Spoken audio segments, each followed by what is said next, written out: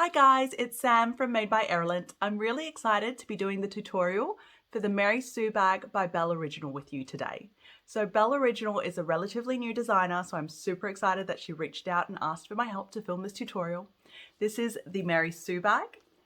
It is super cute, super functional, and you can play it up or make it super simplistic to suit your needs. So when I was talking to the designer of this pattern, she said that this is one of her bags that she makes the most of for family and friends and customers. So she finally decided to release it as a pattern. As a bag maker, what I love about this pattern is that it is hardware light. It doesn't use a lot of stabilizer or interfacing depending on fabric choice. And it is so easy to cut. Like, I cannot emphasize that enough. I hate cutting fabric. And this bag, although has all the pockets that you need, is super easy to cut. So, and that's mainly because a lot of these pieces are rectangles, which I love. So, yeah, I think it took me 10 minutes maybe to cut this, like all the pieces for this bag, which is amazing for me. Now let's have a look at this bag in a little bit more detail so that you can get a better idea. So on the front exterior, we have a zipper pocket. We have on either side a bellowed side pocket. So you can use this for phones, car keys, things you need easy access to. On the inside, you have another zipper pocket. You have an optional drink sleeve and divider slip pockets right there as well. So all the things that make a great handbag you've got. There's also D-ring tabs on the side so that you can add your own strap length. You can do it as a fixed length shoulder strap, or you can do it as an adjustable crossbody strap, which makes this bag super functional. Okay, so it is absolutely gorgeous. I can't wait to get sewing with you. So let's get going. Okay, so let's talk a little bit about our fabric choices and what we're going to need for this bag. So for the exterior fabrics, the pattern does call for a heavier weight fabric. So be it waterproof canvas with the PVC backing, vinyl, denim, corduroy, choose your exterior fabric as required. If you only had, say, waterproof canvas, like the printed waterproof canvas or cotton woven, you are also still able to interface it to make it thicker. So maybe some buckram interfacing or something like that to make it a suitable fabric choice. Okay, lining fabric. The pattern does say that you can use, again, water resistance canvas, lightweight cotton canvas, quilting cotton. If it is quilting cotton or something that's prone to fraying, you will again need to interface as accordingly. Okay, so let's have a look at what I'm using. So for the exterior today, I am doing all vinyl. So vinyl foil leather. So I am using a print for the sides, the side pockets, as well as the front and back. I'm using this royal blue for the base and the sides. And then again, the royal blue for the D-rings. Okay. Moving on to the inside. So I've done this to try and make it easier for you guys to watch. So I've tried to differentiate my colors a little bit. So my main lining is this gorgeous royal blue twill. So this is sophisticated twill from Sophisticated Supplies. If you've seen any of my other videos, you know that I use a lot of sophisticated twill for my linings. The reason is it's not too thick, so it's domestic machine friendly, it's waterproof, it's got great structure, but again, not thick, and it doesn't fray. So that's what I'm using for the main lining fabrics. So that's for the front and back, the base, the sides, all of that. I am, however, using a different color. I am going to do the drink sleeve, the drink pocket on the inside to show you guys. I'll be using this water resistant canvas for it, this print one, and the back side I've used one of the twills. Okay, now the only thing I've cut differently in this pattern is the slip pocket. So the slip pocket calls for one piece. I've cut it as two just because I like to, I guess, save my feature fabric a little bit. So I've cut it as 2. It's super easy to do. All you have to do, like every other time I've said this about slip pockets, cut it in half, add a 1/4 inch. So whatever the pattern tells you to cut height-wise, halve it, add 1/4 inch, sew it together at 1/4 inch, open it up, top stitch, and that's it. Okay, so that's that one there. I am using, again, water-resistant canvas. This is Sky Blue in the Sophisticated Twill. And then for my zipper pockets, I am using Vibrant Voo from Sophisticated Supply. So again, it's waterproof. It's a little bit more drapey than Twill is. And more importantly, it's non-fray. So that's what I'm using for all of my fabric choices there. In terms of hardware, so the pattern does have webbing for the straps. You are, of course, able to make your own straps if you wanted to go that next step. But I love webbing straps. They're very, well, the webbing I buy anyway, it's really durable. It makes it really hard wearing. All of my bags myself, I use webbing straps. So that's what I'm using again. I am using 1-inch webbing. The pattern does call for 1.5 inch webbing. I don't have 1.5 inch webbing. I've ordered some in, it still hasn't arrived, so I am using 1 inch, unfortunately. The main difference is it can make the look different, but it's also the thicker webbing or the wider webbing is supposed to be more comfortable. I don't tend to notice a difference, so that's why I go with the 1 inch. Okay, strap accessories. So if you are doing just a shoulder strap add-on, all you'll need is 2 swivel hooks, the same width as your webbing. I'm going to go one step further and I'm going to make it the adjustable crossbody strap. So I'm also going to use an adjuster. We'll also need 2 D-rings. So the D-rings are 1-inch D-rings. That's so that you can attach your shoulder strap or crossbody strap. We'll also need a magnetic snap. So that's these little guys here. And 2 lots of zippers. So again, zipper tape means you also need your zipper pulls. So that's all the hardware and fabric we're going to need. So let's keep moving on.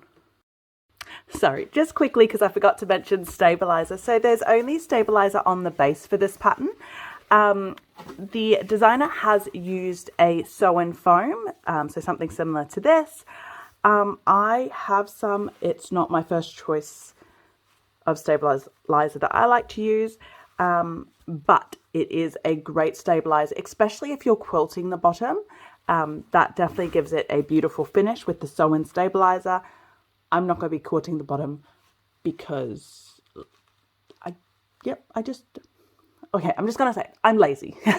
So I'm not going to be quilting the bottom because I'm lazy. So because of that, I'm going to be using a Sufficient foam from Sophisticated Supplies. I've used them in the past. It's just a stick-on foam. So instead of putting a sew-in and quilting it in place, I'm just going to stick it on. Okay, so let's keep moving on. Okay, so let's quickly talk about some notions that you may find helpful with this pattern. So obviously thread scissors, clips,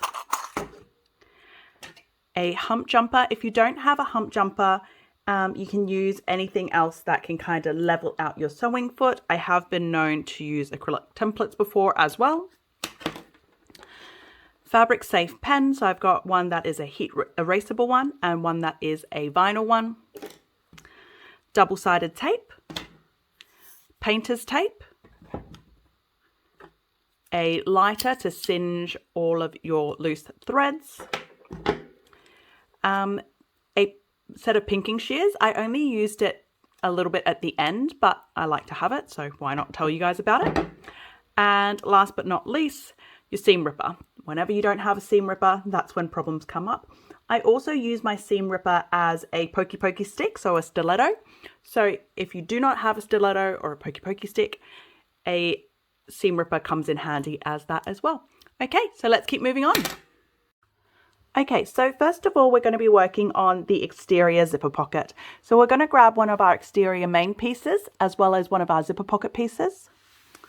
We're going to, for me, first of all, what I like to do is always find center points on everything. So let me quickly do that.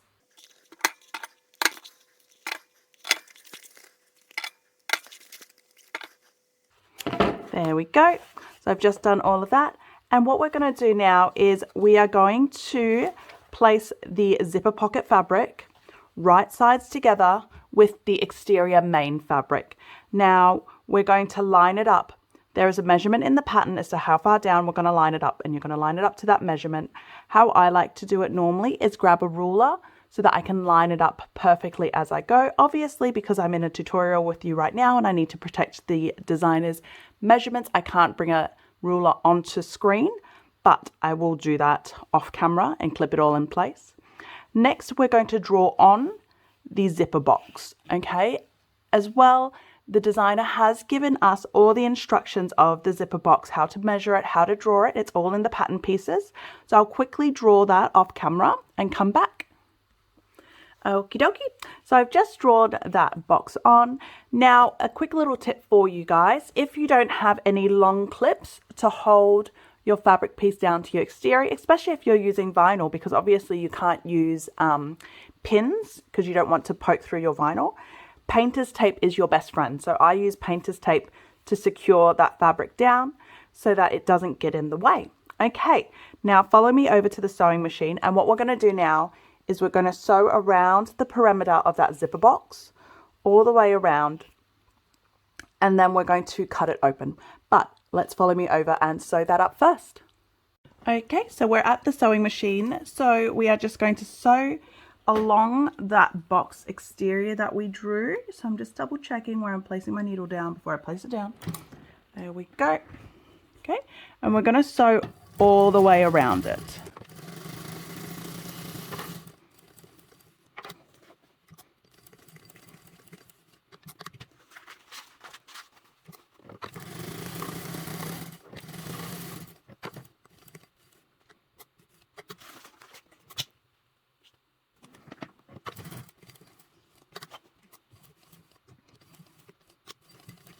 Okay, so now that that's all sewn on, I'll take you over to the top head, just the overhead, just to show you how we cut that open. Okie dokie, so we've just sewn around that whole edge. Now we're going to open it up. So there's a couple ways you can do it. You can use a seam ripper, poke a hole right along the center and seam rip your way through. The other option you can have is you can get a pair of scissors, fold it really nicely in half, cut a little bit, and then keep cutting. So it is completely up to you how you like to cut it. I normally like to seam rip and then continue cutting. Normally, to be honest, with thread scissors, but I've misplaced my thread scissors.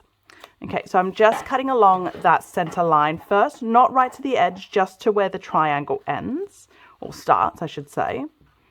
Okay, and then here's the bit that we have to be the most careful with, especially if you are new to sewing bags and you've not done a lot of box corner zippers before, or box zippers yet. So right here, I should use a different color thread so you can pen so you can see better. But you can just see where my thread is, right, at that corner there. So you want to cut into that corner without trimming your thread at all, but you want to get as close as possible to it, okay? So that's how you get a really pretty box zipper, is by making sure you cut as close to the corner without cutting the threads. Do not cut the threads. I cannot emphasize that enough. I've done it a few times. If you do it, don't continue on and push on. Go back and re-sew that bit, okay? Do not push on if you've accidentally snipped it. Okay, now that we've cut it, we're able to pull the fabric through. So if you used painter's tape like I did, take it off, obviously. Now, before we pull it through, I always like to just press our fabric a little bit, especially the lining fabric, just to help tell it where we expect it to go. Obviously, because you have stitch lines, it should be easy. It's just following those lines. And then we're going to put the lining straight through that hole that we've just made. And then we're going to finger press it flat. Here's another quick little thing for you.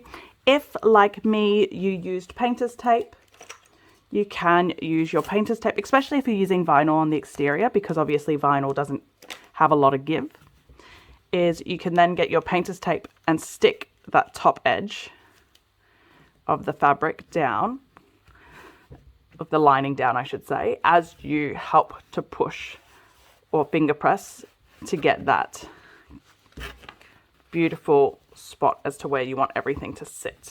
Okay. For me, it's more so on the top, because the bottom you've obviously got a little bit more fabric. You can always clip your fabric down at the bottom. I'll pull that up a little bit, so you can always put some clips down here if you wanted to. But for me, it's taking the time to finger press here is the biggest thing with zipper boxes. I think a lot of people rush this bit, and if you rush it, then you won't get a nice outcome. So take your time, press it, leave it. If you are not in a hurry, you wanted to take a break, have a cup of tea, this is a good spot to have a little break in, have a little break on. Yep, that's how we say it. And you can put something heavy on it just to help that fabric really sit into place, especially if you're using vinyl. Okay, so I might do that and make myself a cuppa, and then I'll come back.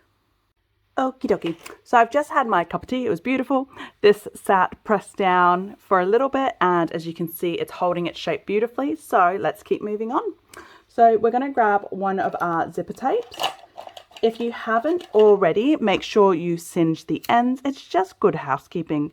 If you don't, zippers can fray, so that's why we always do it. And if you haven't already, put on your zipper pull as well. If you've never done this before, it's actually super easy. I just like to take care of which side the zipper tape is longer on. So this side is longer, the right hand side. So I start on the right, then the left, and just kind of push it in, just like that. There we go. Okay, after we get the zipper pull on, what we're going to do is we're going to put some double-sided tape along both edges of the zipper tape. I like to put it as close to the edge as possible. I am using 1/8 inch zipper double-sided tape. It's not easy to find in Australia, but it's worth looking for it. If you use wider double-sided tape, the worry that you would have is that your sewing needles might sew onto the double-sided tape and it'll gummy up your needles. And what we mean by gummy up your needles is that your needles become sticky and you'll find that it interferes with your stitches, okay? And that's not something that we want to happen. Okay, so we're just going to peel those double-sided tapes off, and we're going to stick it on. Going to match it up as best as we can to the center of the zipper box, and we're going to stick it on.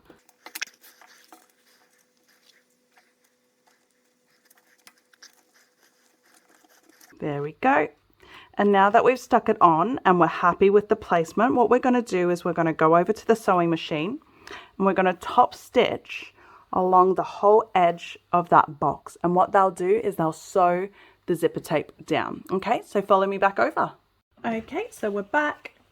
Again, as you move it, making sure that you're happy with the placement, it's not moved at all.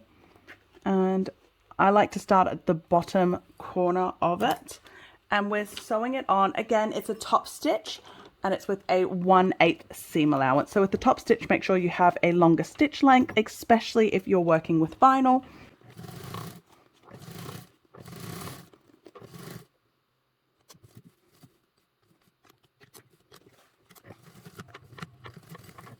Sometimes as you go over the zipper tape, you may need a hump jumper. If you don't know what a hump jumper is, this is a standard hump jumper. So it just helps you get over the uneven surfaces. My machine tends to not need it. You'll know you need it if you have skip stitches. So a skip stitch is where it's made a hole, but the stitch didn't actually connect with the bobbin. So it's not actually a stitch.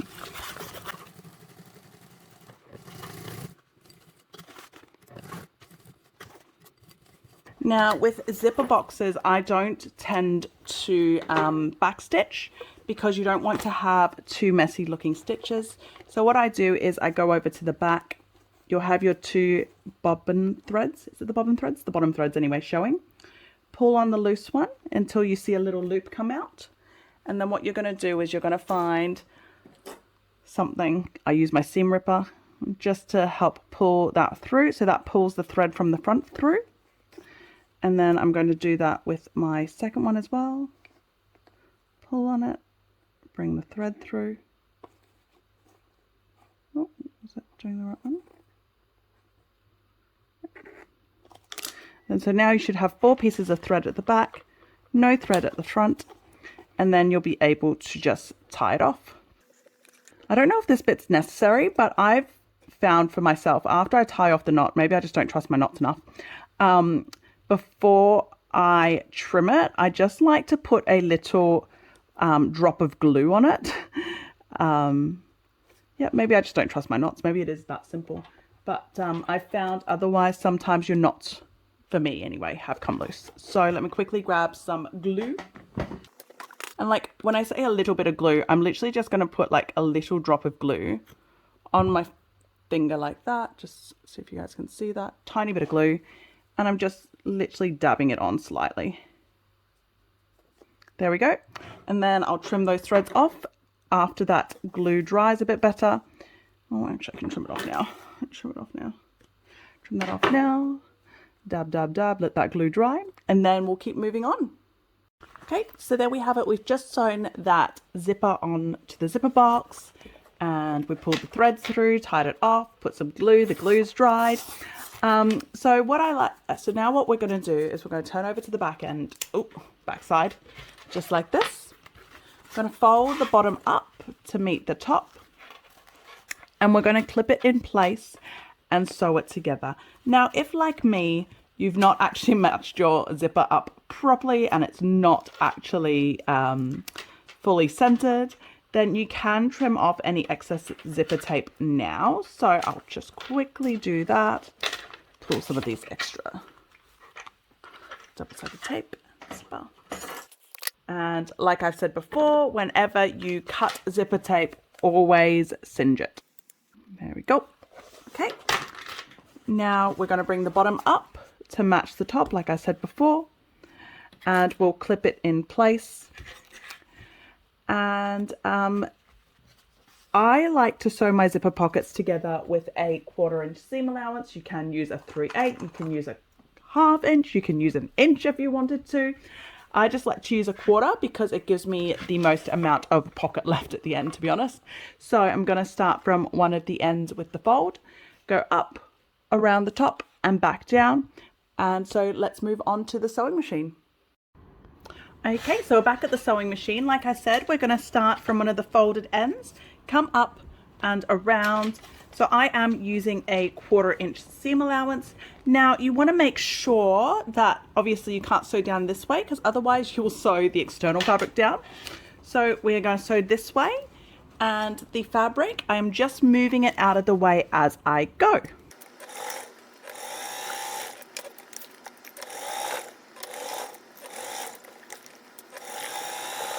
There we go. So that's all sewn together. So depending on what seam allowance you used, if you used a bigger seam allowance on this pocket, of course you can trim that seam allowance, but otherwise I'm very happy with this. So I'm going to put this aside and we'll move on to the next step.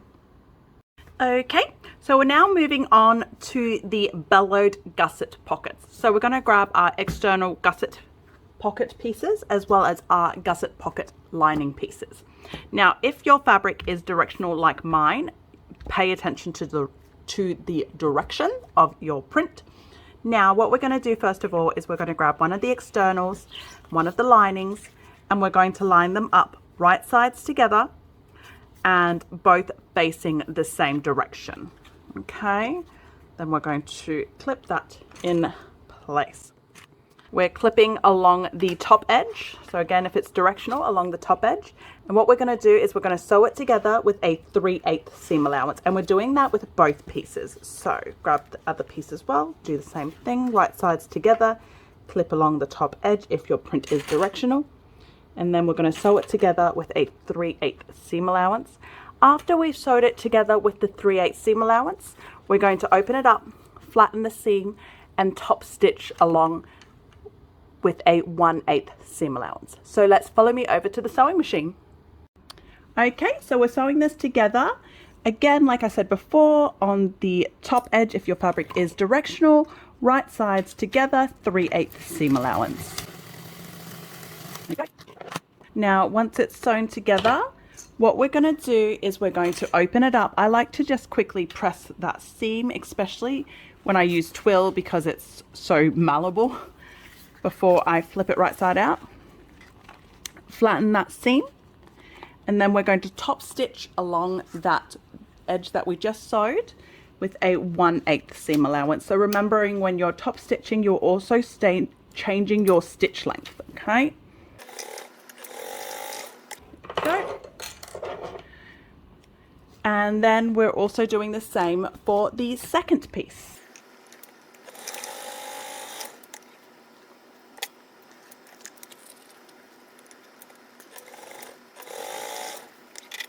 There we go.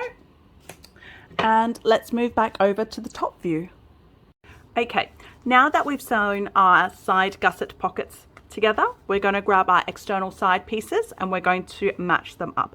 So first thing I like to do, this is a personal thing, I just like to match the short ends first, well, mark the short ends I should say. So I do that by just folding the fabric in half and cutting a notch, so that tells me exactly where the center point is. I like to do that on most of my pieces, to be honest. There we go. So now that I've matched all those edges, what I'm going to do is we'll work on one piece first. So grab one of the external pieces, external side pieces, one of the external side gusset pieces. I'm going to match the bottom edge and one of the side edges together. And we're going to clip that in place. And then we're going to do the same on the other side. Obviously the pocket is wider, so we are bringing that up to match. Make sure the bottom is matching as well as the side. Also clip that in place. Okay, now you'll notice that obviously it's bellowed, exactly like that. So what we're going to do is I'm going to match the center to center right there. I'm going to clip that in place. And then I'm going to fold these in to create a little fold. Now it should be centered pretty well if you did the center to center and then folded it in. But if you're not sure, you can also check your measurements along there. So the designer has given us measurements on either side here as to what that measurement should be. So you can cross check on that. I'm not going to, because based on eyeballs alone, this looks pretty much centered. So I'm happy with that. So I'm just going to clip that in place. Okay, I'm going to do that with the second piece now as well.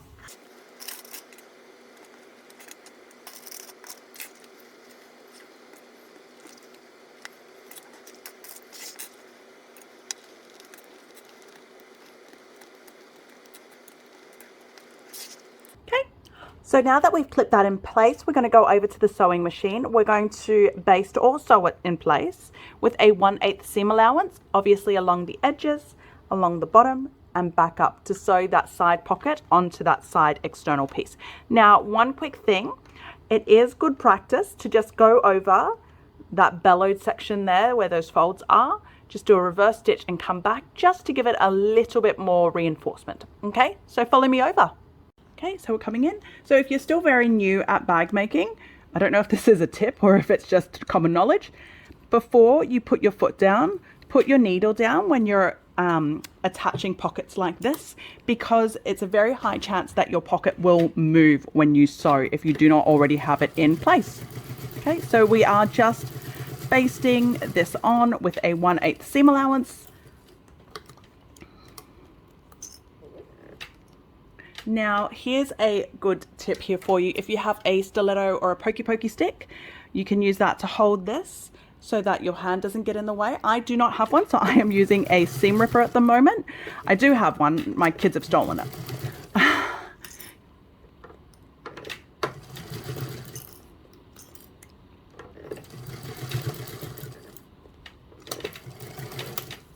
Now, as you saw, it was hard for me to reverse stitch back there because I've gone too far forward. So that's on me. So I'm actually going to go back and manually redo another stitch there. So the other option you could have had, if you wanted to keep going that way, whoops, don't reverse stitch there, is that you could have used a hump jumper. Okay, because obviously right there, because it's extra layer of vinyl, it's much thicker. So my sewing machine wasn't able to cope. Okay. So let me quickly jump back in over that little section there and just give it one more little quick go over. There we go. Okay, and we're going to do the same thing with the second piece as well.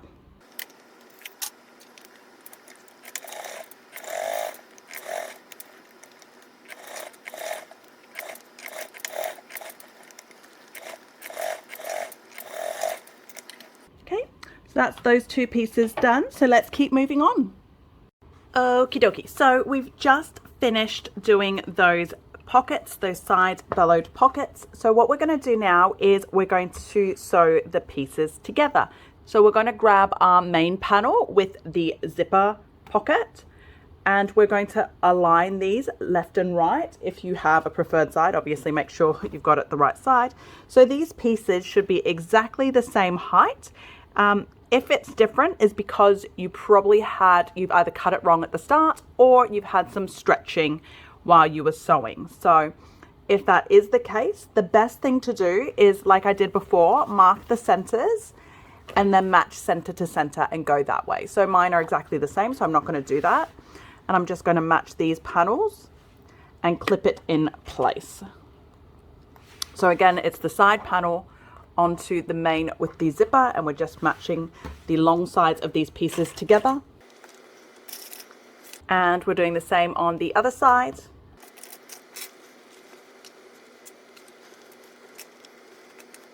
Go. So once it's all clipped into place, we're going to go over to the sewing machine and we're going to sew both those sides together, both these sides together with a 1/4 inch seam allowance. Okay, so follow me over to the sewing machine. Okay, so we're going to sew this together with a 1/4 inch seam allowance. Now be wary of the thickness of your fabrics, especially around where your side panel has the bellowed pockets. If there's a huge height difference or bulkness difference, you may need a hump jumper. This is what a hump jumper is.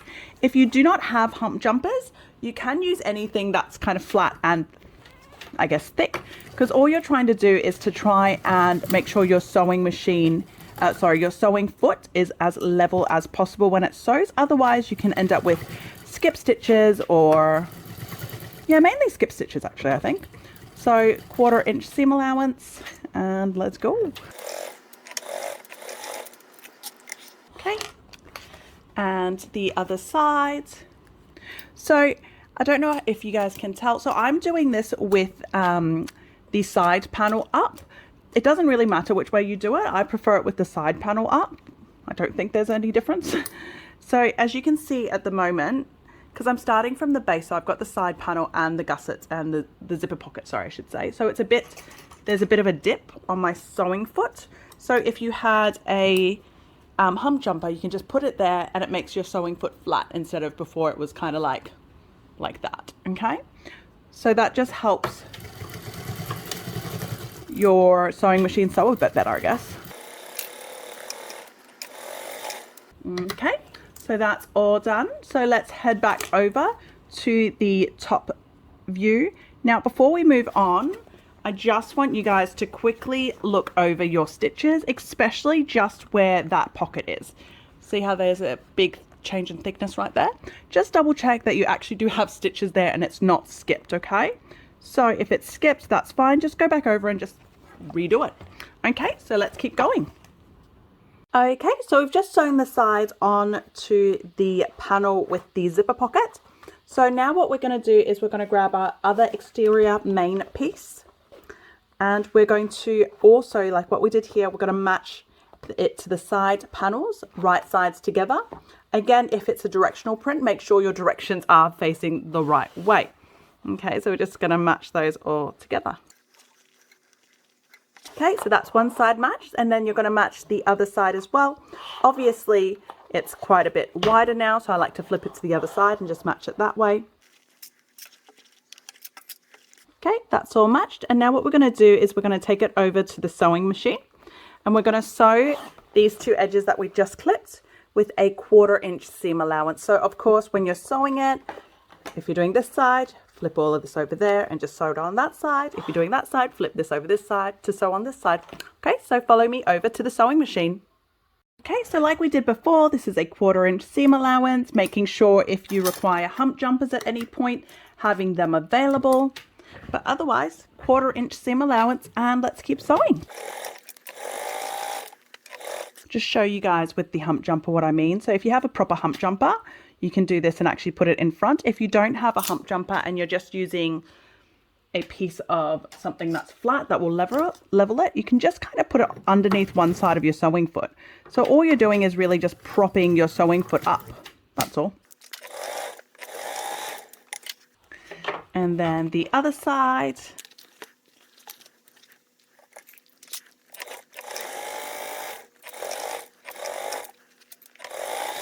There we go. So that's all done. So let's head back over to the other viewpoint again. Okay, so we've just sewn that all together. So this is what you should have here. So all the external panels, the main panels and the side panels are all sewn on. And what we're going to do now is we're going to move on to the base. So if you haven't already cut your stabilizer piece, make sure you cut it out now. So I am using sewist foam from Sophisticated Supplies. It is a self-adhesive foam. I am using the premium. I like to use the premium for most of my bases because it's the thickest one, so it provides the most stability. Now, the measurements are in the pattern, so you can cut it exactly as per the measurements.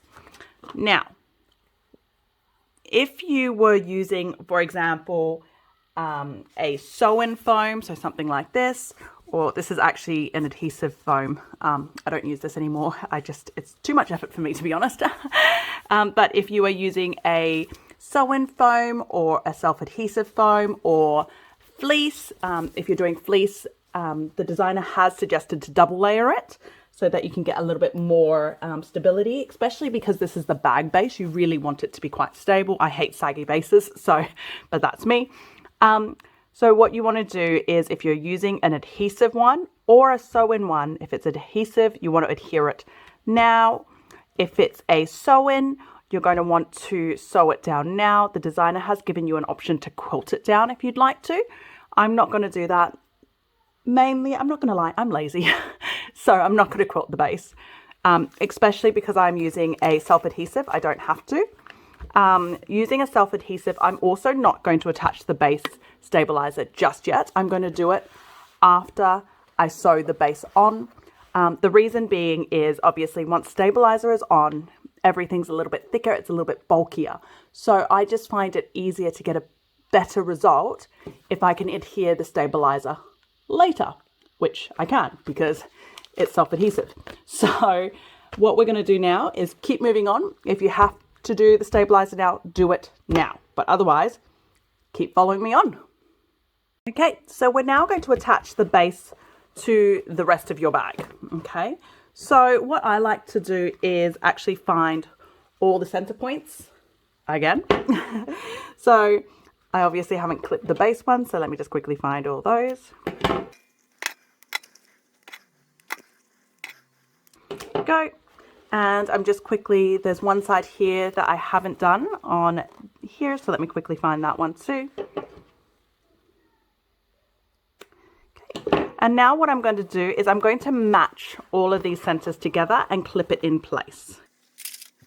So the base is going right sides together with all of that bit that you've sewn together before. So right now I'm doing the base to the main panel, right sides together. Flipping that center to center, base right side together to the side panel, right side together.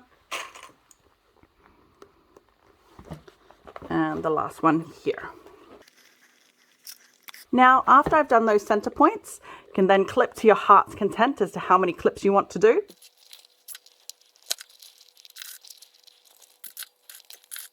Okay, And then what we're going to do is we're going to head over to the sewing machine and we're going to sew it all together with a 1/4 inch seam allowance. The designer actually suggests doing the 2 short ends first. So we'll do the 2 short ends first and then we'll go through and do the long ends. Okay, so follow me over to the sewing machine. Okie dokie. So like I said, we're going to start on one of the short edges. So what I'm going to do is I'm just folding this back, coming in at a 1/4 inch. Now you may require a hump jumper like I obviously do right now. Somehow I've misplaced it in the last couple of minutes. So here we go. Like I said, anything that's flat can work.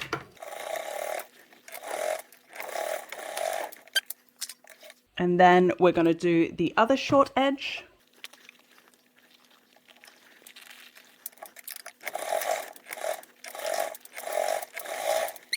Then after you've done those 2 short edges, we're now going to do the long edges. Now with the long edges, because you've already done that short edge, you may find here, like, so you don't have to go right up to the edge. You can just come out a little bit more and then go over back into that corner. Just make sure I can fold this down. Oh, I hope I haven't covered your view that whole time. Oopsies.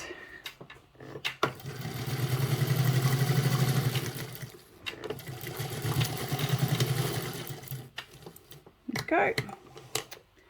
Then you may have noticed that at that start I couldn't get quite in there, so I'm just going to flop over to this side and go in from this angle.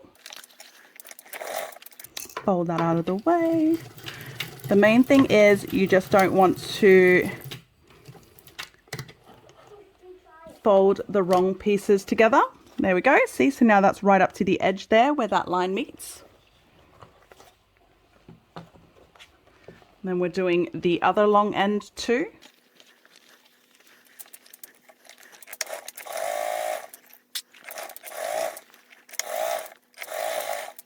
And then like I did on the other side, I'm just coming back in over on the other side just to get that starting base a little bit better. Go. Okay. And let's head back over to the other view. Okay. So we've just sewn that base on. So what we're going to do now is we're going to turn the bag right side out. Okay, so if your vinyl is very thick, if you're having trouble birthing it because it's a very thick or hard vinyl, you can use a hairdryer to soften your faux leather vinyl if that's what you're using. As we come into those corners, just give it a nice little poke out with your fingers. Like to run your hands along the seams as well, just to put a bit more pressure on the seams to let the fabric and the seams know exactly what you're expecting of it. There we go. Go. So that's your base sewn on just like that. Oh, can we see it properly? Let me bring it down a little bit more. Whoops. Okay. And if, like me, you are using a self-adhesive, you can chuck it in now. Or if you're using a sew-in and you didn't intend to sew it onto the base, you can just slide that in now. See, this is why I like to use these kind of adhesive foams, because it's just so much easier just to put it in after the fact, so you don't have to be giving way to, you know, seams or anything like that, worrying how it's going to go. Just shove it in at the end. There we go. Okay, that's in. As you can see, that's all stabilized and it's done. So now what we're going to move on to is the straps. So there are measurements as to how long to cut the straps in the instructions, as well as where to mark. So you're marking from the side panels inwards. There's a measurement in the pattern piece, so you're going to measure it. And I'm going to quickly do that off camera, just so I don't give out measurements. And yep, and give me 2 seconds. Okie dokie, so I'm back. I've cut my webbing down to size, and I've marked the spots where I am to line, there it is. Those two there, where I'm to line the straps onto. Now, whenever you use webbing strap, especially if it's polyester after you've cut, always singe the ends. What that does is it stops it from fraying. Okay, so you want to make sure that you do that. Okay, and then we're going to match these up. I'm going to match the straps up to those points that you've marked. Now, you want to leave about a 1/2 inch overhang on these straps. So I've marked, I don't know how well you can see that, I've marked a 1/2 inch on both of these. And we're going to line up, there's my mark there, so I'm lining it up right next to the mark with the overhang. Clip that in place, making sure the strap isn't tangled, it's facing the right way. Again, matching it to the other side, marking with your 1/2 inch, again, sticking out, just like that. And then flip to the other side. We're doing the same on the other side.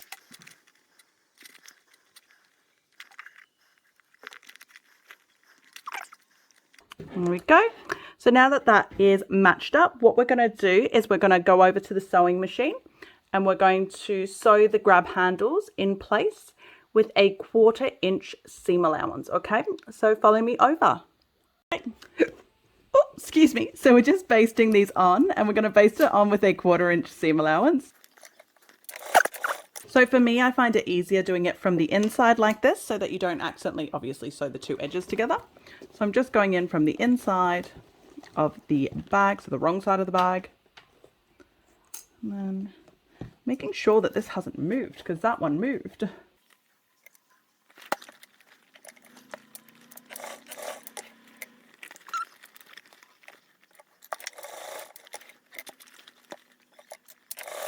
There we go. So that's the grab handles all basted in place.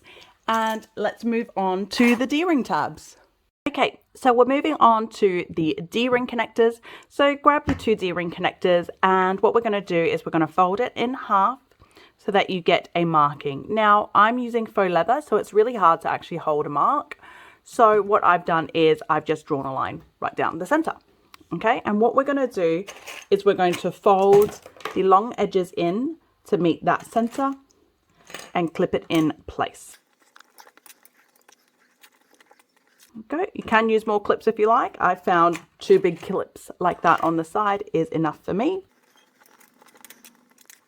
Okay, now that's clipped into place. What we're going to do is we're going to take it over to the sewing machine and we're going to sew along each of the long edges with a 1/4 inch seam allowance. So follow me over. I'm also going to change my thread color because obviously white thread on these will not look nice, but follow me over. Okay, so I've just changed the thread and we're going to sew these D-rings with a 1/4 inch seam allowance. So for me, I find it easier to have the folding bit, so the open bit on top so that I can actually watch it and make sure I keep it in place, hold it all down. We're doing this with a 1/4 inch seam allowance. Then of course the other side and the second piece as well. Of course, if you wanted to sew actually like a top stitch, so actually from the side that shows down, you can as well. It is honestly just personal preference. I find it easier to have the bit that will fold open on the top just so I can watch it. But some people find that when you top stitch the wrong way around, it might not top stitch as nicely. So that would be to do with your thread tension and also your sewing foot. Go. So now that those two are sewn on, we're going to grab our D-rings. You're going to grab your D-ring, you're going to slide it in, obviously making sure that the wrong side, so the side that has the open seam, is on the inside. Have the short edges meet and we're just going to baste those 2 short edges together. Of course, we're doing that on both pieces. Go. Trim off some of these loose threads. Okay, and now we're going to match it to our bag. So let me quickly grab the bag over instead of changing our angle because it's super quick and easy. Okay, so grab our bag over. So if you had already marked your top center like I did on the side panel, you'll have the center point. If you haven't, quickly mark it now. What we're going to do is we're going to match this D-ring tab center to center, and we're going to leave an overhang again. Actually, let me quickly mark the overhang. Go. Okay, so I've quickly marked the overhang. So we've got an overhang marked, and we're matching this center to center with the overhang hanging out just like that. And making sure this is centered. There we go. Clip that in place. And then we're doing it on the other side as well. Side panel, center point is marked. Overhang, and making sure it is centered. And then we're going to baste it in place with a quick little 1/8 seam allowance.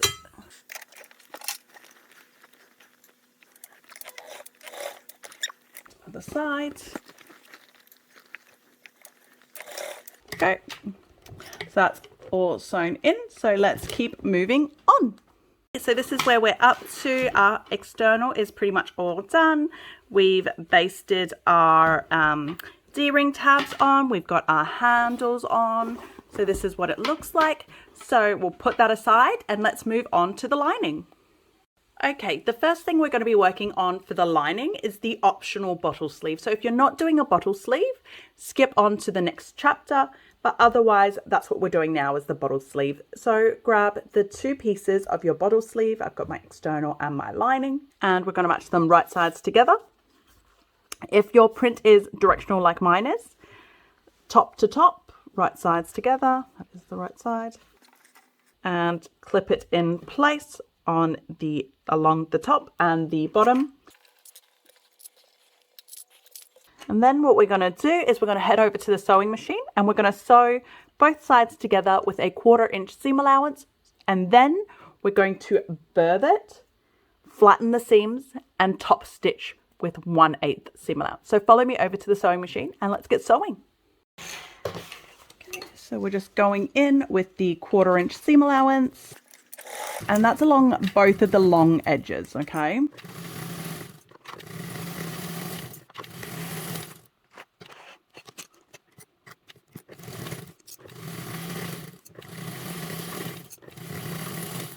Done.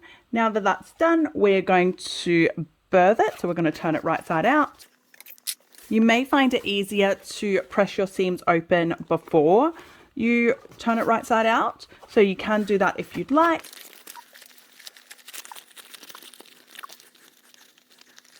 Just going to flatten the seam now that I've turned it right side out. And I'm doing that on both ends that we sewed again. And then we're going to go through and we're going to top stitch both ends with both sides, sorry, both long sides that we just sewed with a 1/8 seam allowance. And then the other long edge. Okay, now that's there. Top stitch top and bottom. Now this next part is to do with your elastic. So pattern calls for a 1/4 inch elastic, 1/4 inch wide elastic. So if you are using a 1/4 inch wide elastic, what you're going to do is you're going to sew 3/8 away from that line of top stitching that you just did. If your elastic is thicker or thinner, just make amendments accordingly. So I am using 1/4 inch elastic, so I will be following the pattern and doing the 3/8. So what I'm going to do is I'm going to line up my top stitch I've just done at the 3/8 marking, and then I'm going to do another row of top stitching for 3/8. If you're not confident sewing straight like this, you can use a fabric safe pen and mark a line. For some people that might be easier, so if you are not confident in sewing a straight line or following your seam guide, I definitely recommend doing that. Go. So I've just done that. So 3/8 gap in between the top stitch and the bottom line. And we're going to do the same on the bottom as well. There we go. So now that that's all done, we're going to be threading our elastic through. So follow me over to the overhead view. Okay, so we've just done the top stitching on that optional bottle sleeve. So we're going to grab our elastics. Again, if it's synthetic, give it a little burn. It doesn't hurt. It doesn't hurt. Just to help seal the ends up. And there are measurements as to how long this should be. So follow the instructions for that. Now, here's the next part. If you've never tried to thread elastic or cording or whatever through a gap, one of the cheapest ways to get started is to use, sorry for the rattling, I'm looking for a bobby pin. I don't have one, but you can use a bobby pin. So get a bobby pin and insert it, and then you can slowly guide it through with a bobby pin. Now, let me tell you, I've done that a few too many times and I wasn't going to keep doing it again. So I bought this drawstring threader kit. Sorry, I can't say it. This drawstring drawstring threader. I can't say that word. A drawstring threader. There we go. Kit from Amazon. I don't even know how to say that. Hoyles. But yeah, it's just off Amazon. I know Amazon Australia has it. Amazon US has it. Hopefully Amazon UK, wherever Amazon is that you are, has it too. I'll have the link in the description. But it is honestly a lifesaver. So it comes with two different versions. This pink one, and I like to use this metal one for these kind of straight ones. It's just easier for me. And all you have to do is literally thread the needle straight through. Insert this and pull through. Now, the one thing to be wary of, because obviously if you didn't pay attention before, the elastic is shorter than the fabric. So of course, while I pull this through, it will eventually come to an end. So before you get to the end, make sure you clip this in place so that it doesn't go further out. Okay, see that's come through the other end, so I can pull that through and again clip that in place. Okay, and then I'm going to do the same on this bottom one here. Okay, this part's pretty simple. So all we're going to do is now just baste those on. So follow me over. So I'm going to baste the side that I've pulled it through first so that the elastic is actually taut on the side. I'm going to actually just sew all the way along with the basting stitch instead of pulling my needle up. I just find it easier that way, to be honest. Okay, now that I've done that, what I'm going to do is I'm going to, because obviously my elastic isn't super springy, so what I'm going to do is I'm going to try and pull and gather it until I'm happy on this end. So yes, it means that I might have a little bit more sticking out. Okay, I think I'm happy with that. And then I'm going to sew that down, baste that down as well. And then to the top as well, I'm going to pull around the same amount out to get it to the same kind of level of gathering as that bottom one was. There we go.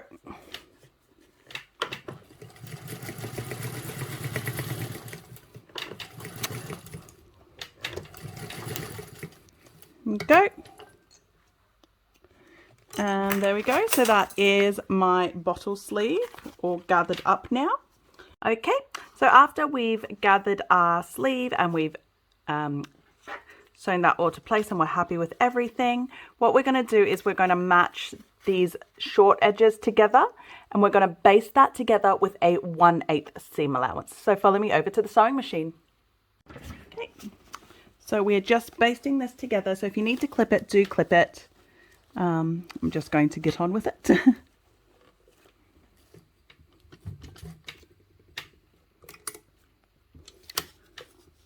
So this is just a basting stitch, so a 1/8 seam allowance.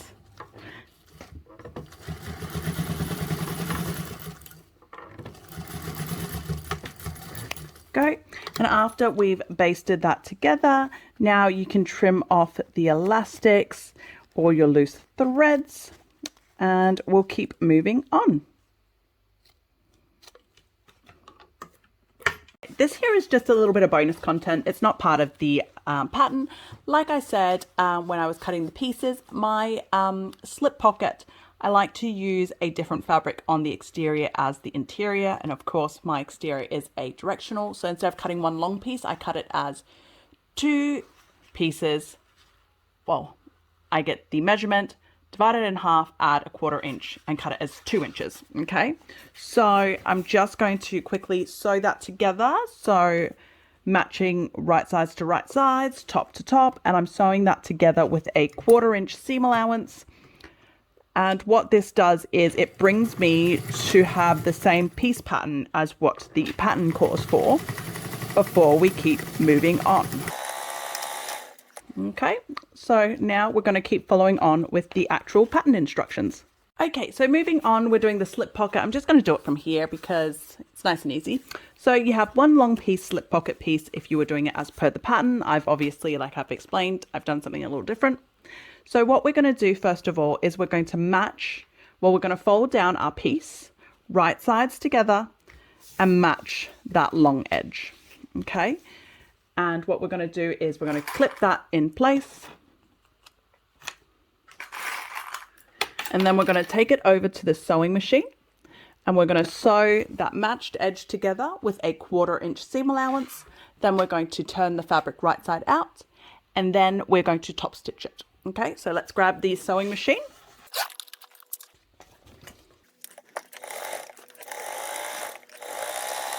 Go, so that's your 1/4 inch sewn together, and then like I said before, we're just going to pull that right side out. There we go, and then we're just going to flatten the seam, and then what we're going to do is we're going to top stitch just one edge of this fabric. So if your fabric like mine is directional, you are top stitching along the top edge. If it is not directional and it doesn't matter, then whichever edge. Okay, and let's move over to the other view for a better look. Okie dokie. So we've just sewn that slip pocket together with top stitch along the top edge. Now what we're going to do is we're going to line this up with your lining fabrics, one of the main lining pieces. So what I've done is I've already marked a spot on the fabric according to the instructions. So on the instructions, there is a spot that you're supposed to mark, and you're going to line your slip pocket to that spot. Okay, so if I wasn't filming a tutorial and I could bring a ruler into the frame, which obviously I can't to protect the designer's measurements, I would actually just hold my quilting ruler right there. So the measurement is from the top down.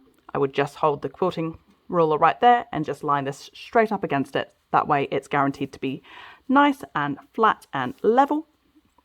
And then what we're going to do is we are going to top stitch this piece into place. Now we're also going to do a row of stitching right down the center of this piece. So the best thing to do is to grab a ruler and a heat erasable pen, depending on your fabric type. Okay, so I should say that I use heat erasable pen. This is waterproof canvas. It can be ironed. So this is a heat erasable pen. So if I draw on it, iron it, it goes away.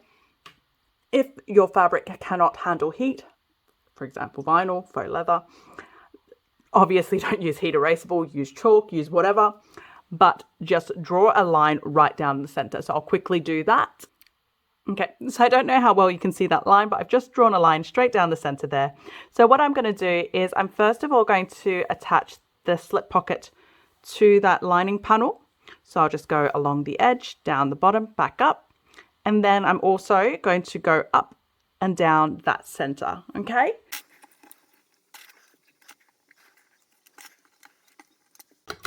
Okay, so like we did before, needle down first before we put the sewing foot down.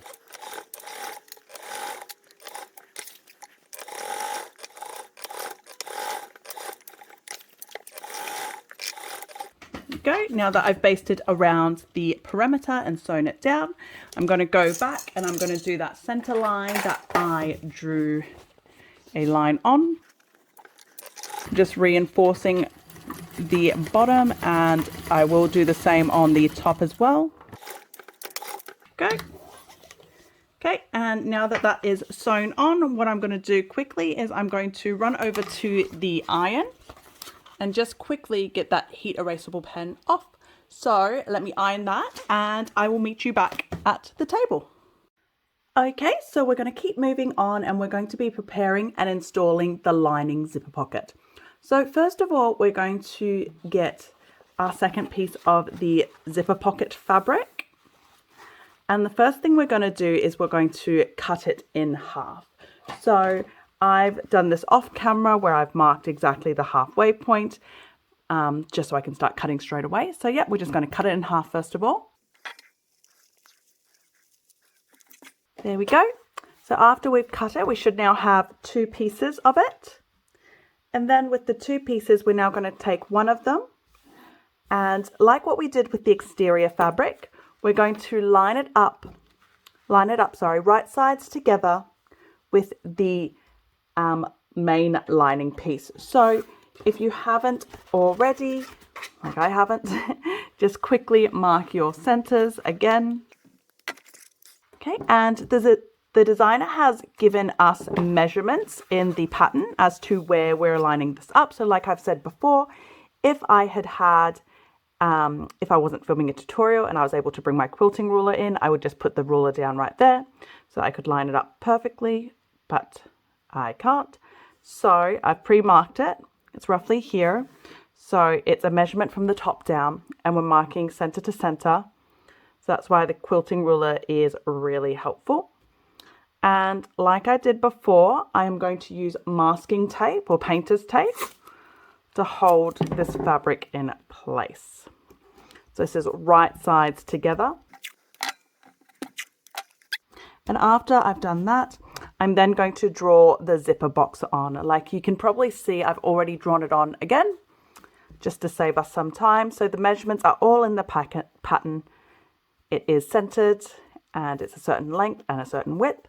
So I've just drawn it on, and then we're going to go over to the sewing machine. And like we did on the other one, we're just going to sew around the whole exterior and then cut it open. So follow me over.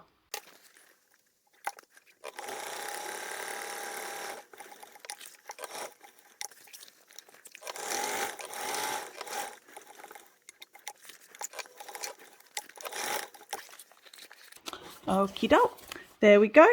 And like we did before, the next thing we're going to do is we're going to open up that zipper box. Like I said before, there's a couple of different ways to do it. You can use your seam ripper to rip straight down the center, or you can use your scissors to cut.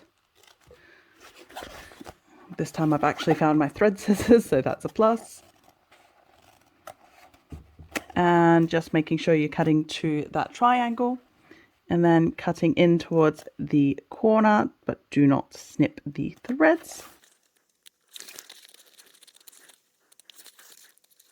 There we go.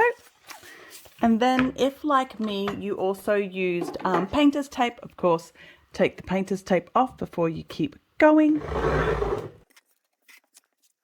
And like I said before, depending on your fabric, I like to just fold my fabric a little bit to let it know what I'm expecting of it. And then we're just going to bring that pocket fabric in through the hole that we've just cut.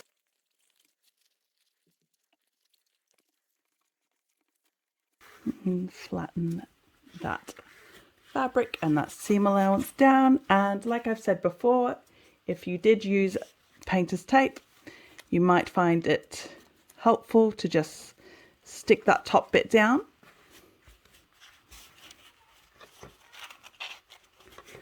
And then I'm just folding that open. There we go. And we should have your beautiful zipper pocket opening, just like that. And then now what we're going to do is we're going to grab our zipper tape, with the zipper already installed. So if you haven't put the zipper on yet, put it on now. If you haven't already singed your zipper tape, singe it now. And we're doing exactly like what we did before on the external, but obviously with the internal. So we're just going to grab some double-sided tape. And we're going to put some double-sided tape along both ends of the zipper tape.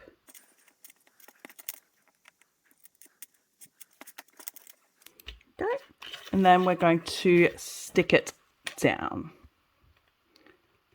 Well, stick it to the other side of the zipper box. So make sure you center it and you're happy with the placement before you stick it down.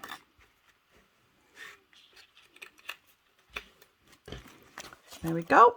So once you're happy with that, we're just going to head over to the sewing machine and we're going to top stitch it down with a 1/8 seam allowance. So drag that sewing machine back over and we'll get sewing on that one. Okay, so now we're just going to sew that zipper tape onto the zipper box with a 1/8 seam allowance. You may notice that I am no longer, the tape isn't stuck down. I'm no longer using double-sided tape. That's because I'm having a bit of issue at the moment with my double-sided tape with my machine at the moment. For whatever reason, today she is not loving it, so I've taken it off and I am just holding it in place and doing it that way.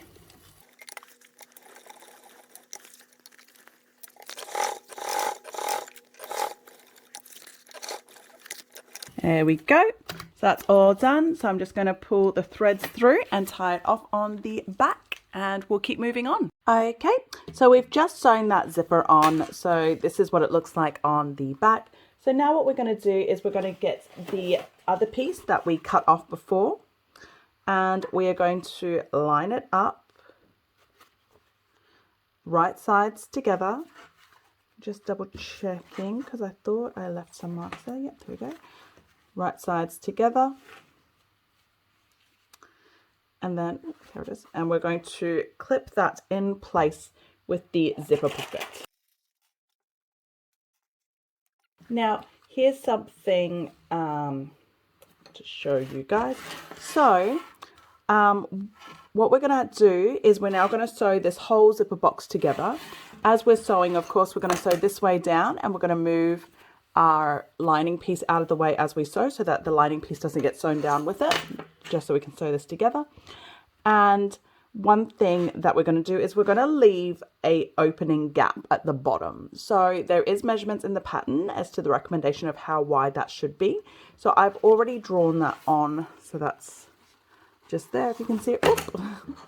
So that's the opening. So I am going to start from one end of the opening and go all the way around and finish up at the other end, making sure that you reverse stitch on those ends and make sure that it's quite well secured. Okay, so follow me back to the sewing machine. Okay, here we go. So like I said, we're sewing this together. I'm going to use a 1/4 inch seam allowance. It's just my preferred seam allowance, to be honest. And I'm starting from where my opening gap is supposed to finish. So making sure that I am reverse stitching, giving myself a nice little buffer there, or not buffer, but strengthening stitch there. Main thing is, of course, your lining, making sure that your lining is always out of the way.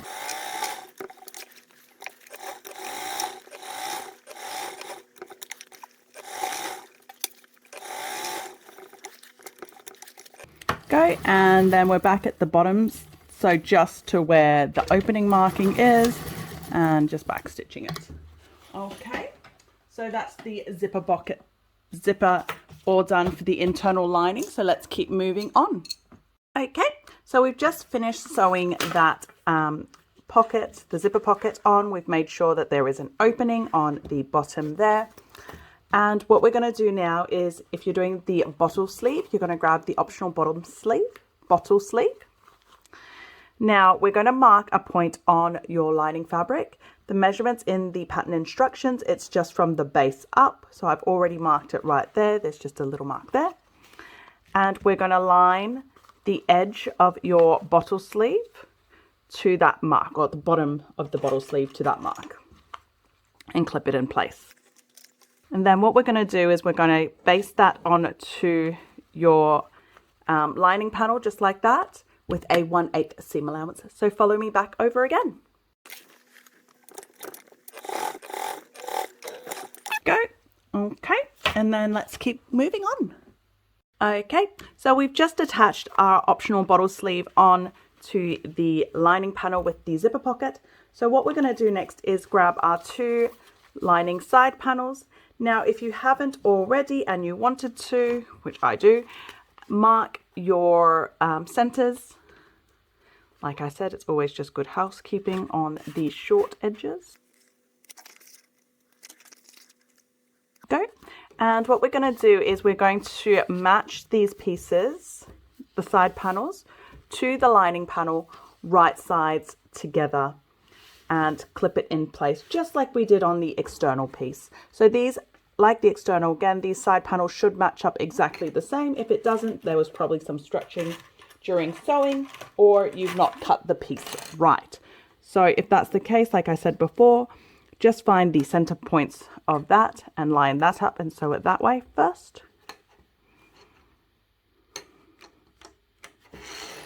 Okay, and same thing on the second side, right sides together, match it all up in place. There we go. So that's all clipped into place. So we're going to head over to the sewing machine and we're going to sew both these sides together with a 1/2 inch seam allowance. Okay, so will follow me over to the sewing machine. Now, one thing to be wary of, I should have mentioned, sorry, is your zipper tape, okay? So if your zipper tape is within that 1/2 inch seam allowance, just trim it off a little bit just so it doesn't get caught, because it will obviously get very thick. So, yeah, just go and get that trimmed off if it's too long, okay? So follow me over.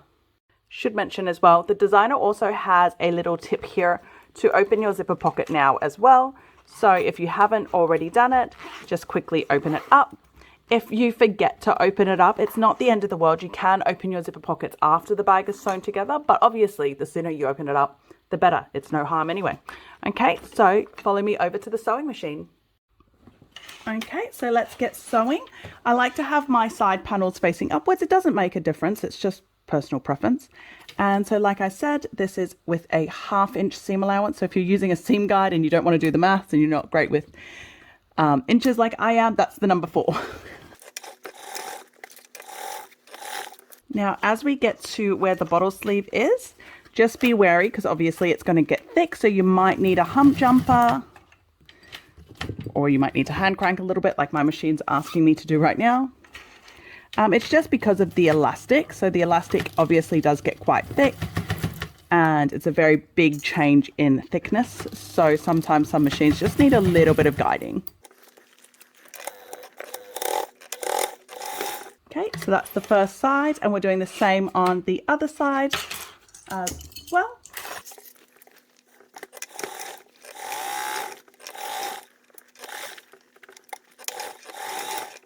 There we go, and that's all done. You might have seen me do a little pull before, so that's because it just got my sewing foot just got stuck on the side of that zipper a little bit. Okay, so just double checking that my stitches are still good, which they are. Okay, so let's keep moving on. Okay, so we've just sewn those sides on, so this is what it looks like when you open it up. Now the next thing we're going to do is we're going to install our magnetic snaps. If you've never done it before, you should have a male part, a female part, as well as your 2 washers. Okay, now depending on your fabric base, so if you were using, for example, cotton woven, so you've already interfaced your fabric, then you're good to go. I haven't had to interface my fabric, like I've said before. This is sophisticated twill, it doesn't fray, so I don't need to. So I'm just getting some scrap bits of stabilizer that I've got, and I'm just going to chuck some scrap stabilizer on it, pretty much just underneath where I need to install the magnetic snap. It's just to help give the fabric a little bit more, I guess, strength, because some people could be quite rough with their magnetic snaps. So it's just good housekeeping. Okay, so first of all, what we're going to do, if you haven't already marked the center point on your main panels, do that now. And then there is a measurement in the pattern instructions, and you're going to measure it from that center point down. And I've already made a mark right there, if you can see that. Okay, so what I'm going to do is I'm just going to put my scrap stabilizer on the back of that. Like I said, this is just to help reinforce literally that that piece of this magnetic snap. So this is like what I've been using before. It's adhesive foam, so it's a stick-on, and I'm doing it on the other piece as well. The other main panels, same thing, center down and mark a mark, and then we're just going to put our stabilizer on it. Okay, now with this part, it's completely up to you which side you have the male, which side you have the female. There's no right or wrong answers. For me personally, I will probably have the female on the zipper side and the male on the other side. No reason, just how I like to do things. Okay, so if you don't know this trick already with magnetic snaps, so instead of just blindly cutting, get your washer, line your washer up with that mark that you just made, and then just draw those two lines where the washer is. Open it up, and you will have perfect markings for where your prong marks are. So then just get your seam ripper, go in one end, and just seam rip it. Now, the biggest thing here is do not over seam rip, okay? You're better off making it too small and having to go back in and redo it than having to do it the other way around. There's no coming back if you rip it too far. Okay, so once that's ripped, put your magnetic snap in, flip to the back side, washer, and open it up. Okay, the next thing that the designer has given us is an option to then get some interfacing, place it over there, and then adhere it. So I don't actually have any self-adhesive, any fusible interfacing at the moment. So one of the tricks that I like to use, again, painter's tape. Super usable. Little bit of painter's tape just on the back, and that is enough to protect your prongs from scrubbing up against your other fabric. Okay, so that's one side done, and we're just going to do it on the other side as well, or the other main panel as well.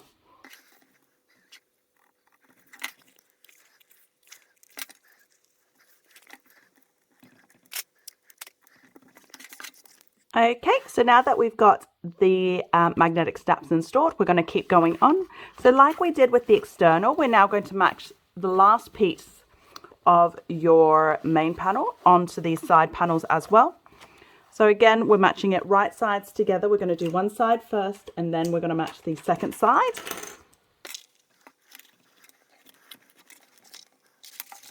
And then the other side. And what we're going to do is we're going to go back over to the sewing machine, and we're going to sew both of these that we just clipped together with a 1/2 inch seam allowance. Okay, so follow me over to the sewing machine.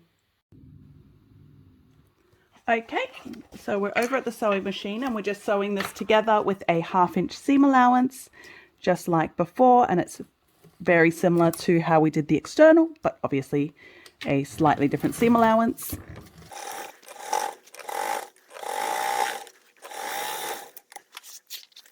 And then the other side.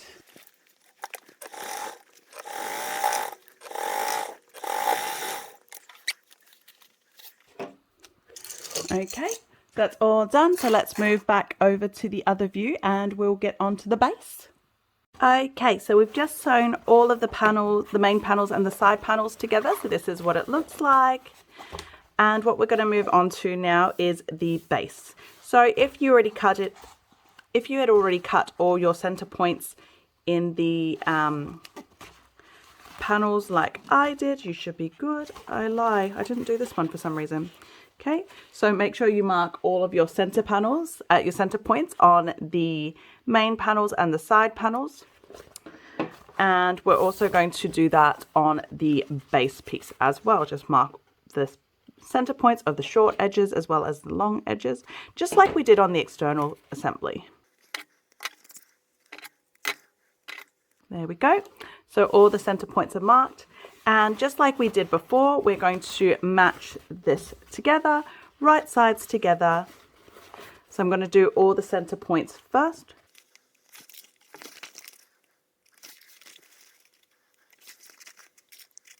Okay, and once the center points are matched, I'm going to match up the rest of these seams. Okay, so like we did on the external, we're going to sew the short ends first and then the long edges.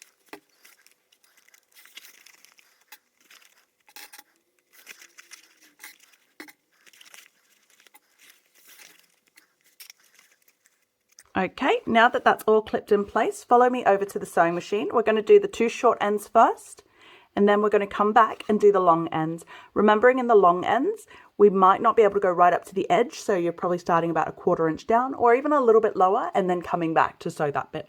Okay, so follow me over. Okay, so like I said, we're going to start on the short edges first, and we're sewing this together, sorry, don't know if I said this, at a 1/2 inch seam allowance, okay? Hoping I'm not covering you. I am actually a little bit. Let me just grab my seam ripper, which I am using as my pokey stick. The main thing to watch out for is that you're smoothing out your fabric so you're not causing any creases at all in the fabric. Okay, and then we're doing the other short end.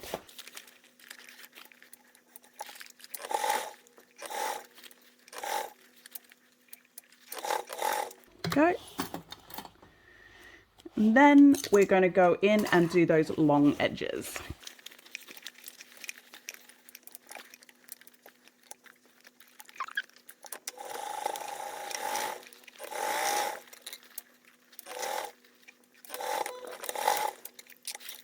Okay. And then the last long edge.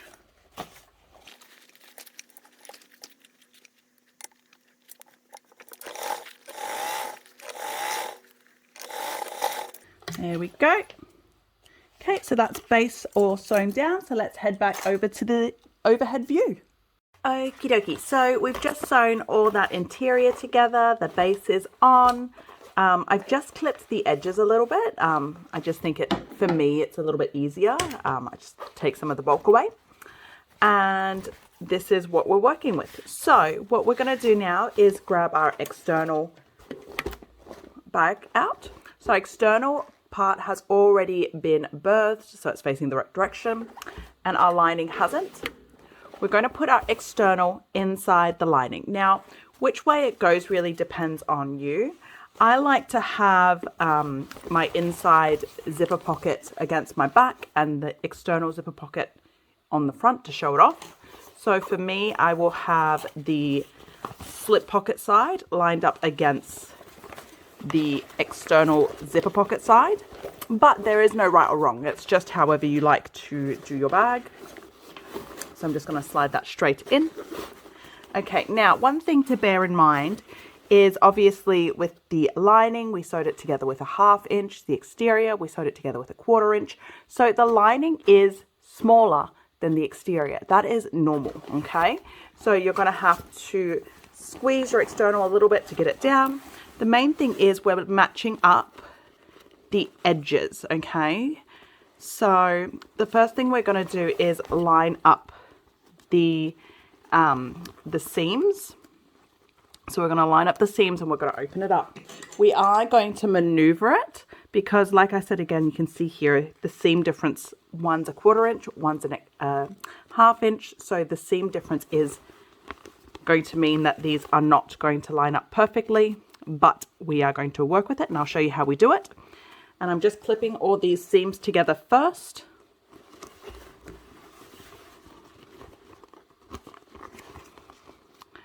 If you haven't already, I should have said this before I started clipping, if you haven't already, mark all your center points on the bag as well. I find that really, like on the main panels and the exterior panels for lining and exterior. I always find that a lot easier to work with if you have them marked.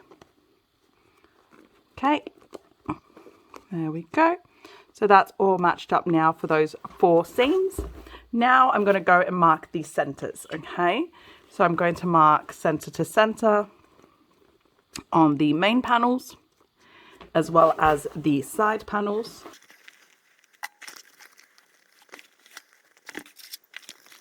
Hopefully you guys can see how I'm matching this. I just realized it's a bit tricky to see sometimes how big these bags end up getting. Okay, there we go. So now as it's matched up, you can see, like I've said before, obviously your lining is smaller than your external, so you have little bunchings like that. That's fine. What we're going to do now is we're going to smooth it out from these center points, okay? So see how I've just pulled that smooth and I'm clipping it in.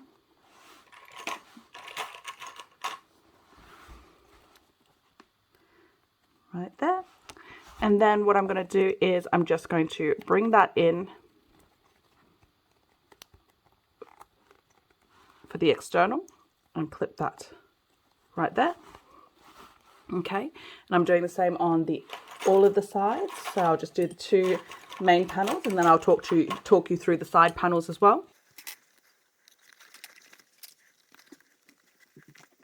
Okay, and then the other main panel.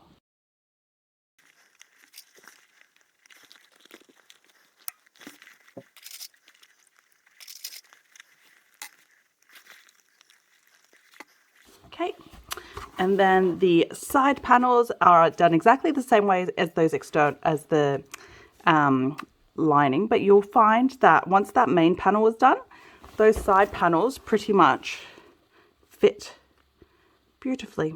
Okay, so what we're going to do now is we're going to go over to the sewing machine. We're going to sew along that area that we've just clipped with a 3/8 seam allowance. And then you can go back through and do another row within that seam allowance at about 1/4 inch if you'd like, paying particular attention to your straps and your D-ring straps or your D-ring connectors to make sure that they are nice and firm and stabilized. Well, not stabilized, but reinforced, okay? So follow me over to the sewing machine. Okie doke, so we're sewing all of this together. If you've never done it before, it's pretty easy. We're just sewing from the inside like this. So the external is facing up and we're doing it at a 3/8.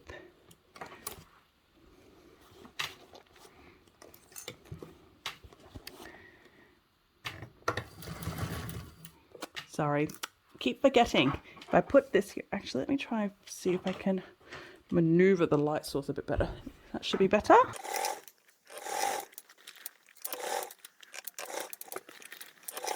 Okay, as we come up to this spot here, this is obviously your D-ring tab. So there is a big jump in bulk, especially for me because I've used vinyl for the D-ring.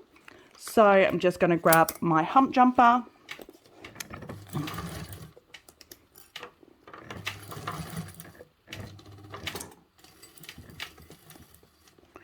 And I'm going to use the hump jumper to come off that D-ring as well.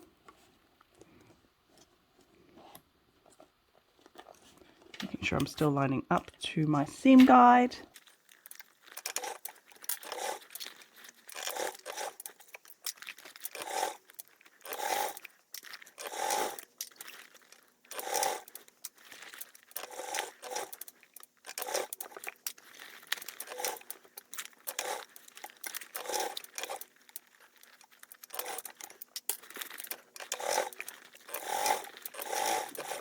There we go. So now that that's done, I'm just going to quickly go in and do another line of stitching at a 1/4 inch seam allowance. So that's just to help reinforce the stitches and especially or the zipper the handles and the D-ring tabs. So that's within the seam allowance. So it's just a nice little reinforcing stitch.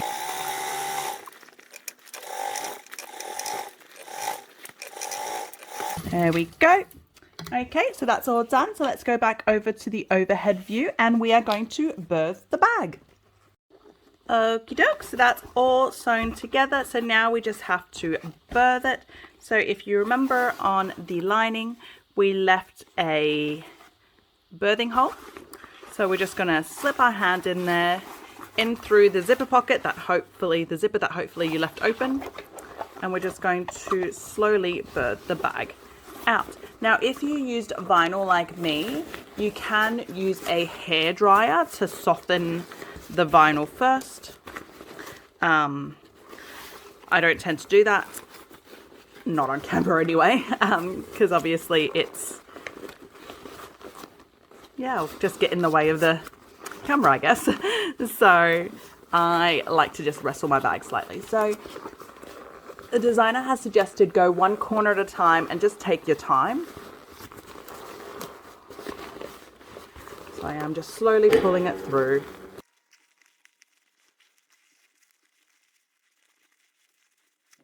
Okay.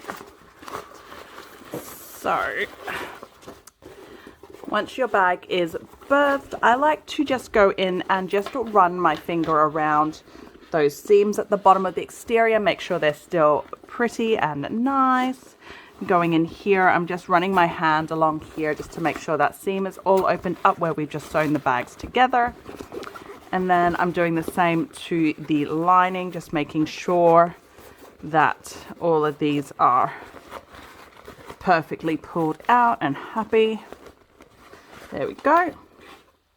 And now that it is, what I am going to do is close up the birthing gaps. Okay, so we're going to go back over to the internal zipper side.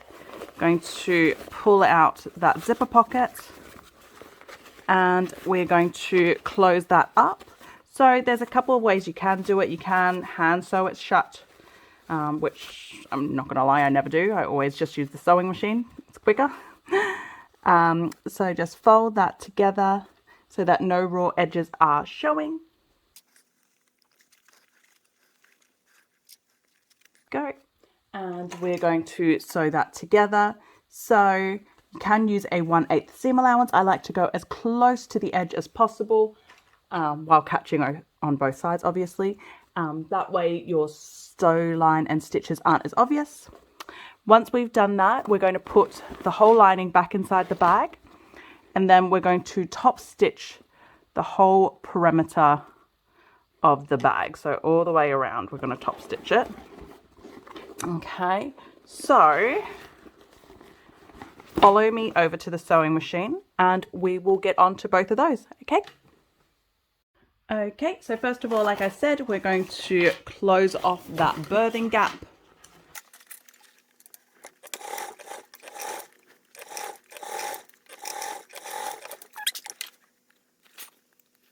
Okay, and now that that's closed up, we're putting that all back inside the bag, lining and all, like I've said before. Go. And we're going to top stitch all the way along the exterior of the bag. So some people prefer to turn the bag wrong side out, so the lining side out, so that you are actually top stitching. I don't like to do that because it involves extra birthing, and if I don't have to birth twice, I'm not going to. The argument for some people of why they do that is because, especially if you've got vinyl down, it could be eaten into your feed dogs. So some people don't like doing it this way. They think it's a little bit too risky. I've never had that problem with my sewing machine with vinyl. So that's why, for me, it makes more sense to just do it this way because it's easier. And that way I just keep sewing in a loop, okay? So I am, as you can see, I'm starting on the D-ring side. The reason being is my thread colors match exterior, lining, and everything on that side. So that's why I'm starting over there. I also like to hide my stop stitches there as well. So that's why I'm doing it over there. Then grabbing my hump jumper, like I've said before, with the D-ring. Obviously it's quite thick, so I'm just trying to level that hump a little bit. And then we're just top stitching it at either a 1/8 or a 1/4 seam allowance, whatever you prefer. I prefer 1/8 for top stitching.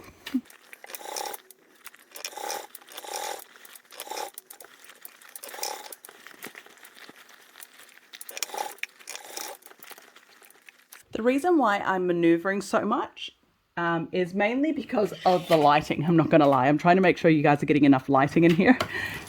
When you're sewing it yourself, you probably won't have to maneuver quite as much as I'm doing.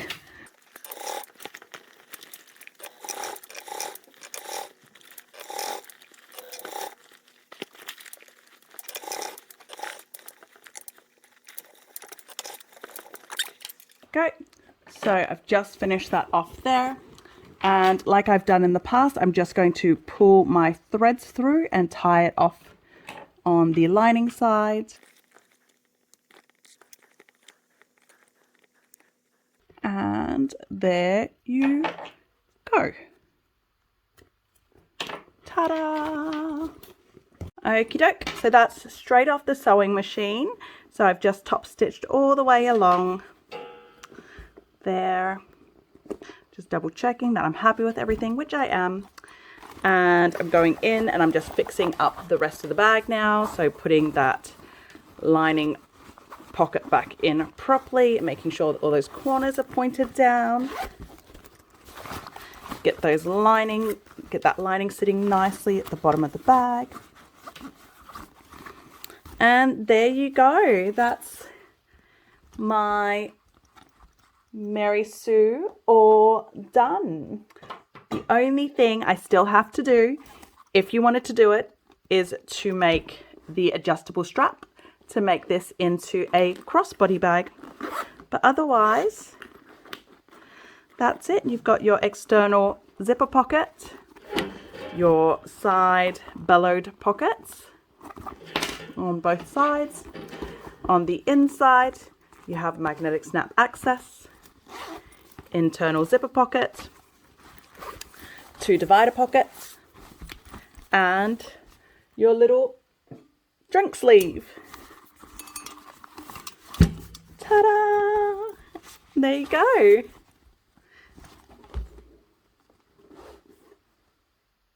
Ta-da! And that's it. That's our Mary Sue bag by Belle Original all done.